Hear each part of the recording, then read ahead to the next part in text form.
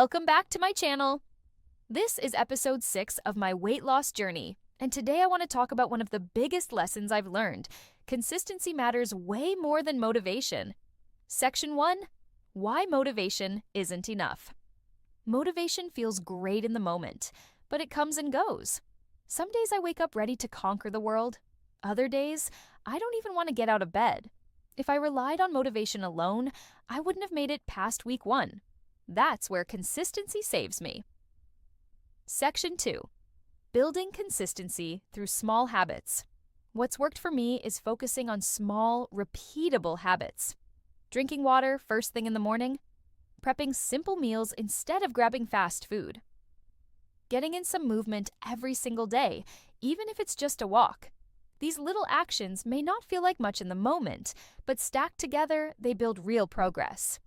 Section 3: How consistency shows up in results. I've noticed that even when I don't feel like working out or eating clean, just showing up makes a difference. That's how I lost my first pounds and started feeling better in my body. It wasn't about being perfect, it was about not giving up.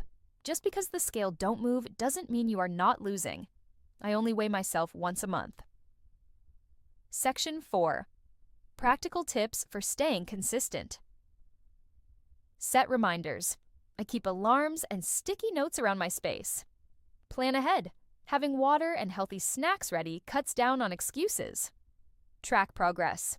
Seeing the scale move or my clothes fit differently motivates me to stay the course. Consistency doesn't mean never slipping up. It means picking yourself back up faster each time. So remember, motivation may start your journey, but consistency is what keeps you moving. If you're feeling stuck, don't wait for the perfect moment. Just take one small step today. If this video encouraged you, hit that like button, comment how you're staying consistent this week, and subscribe to follow my journey into the next episode.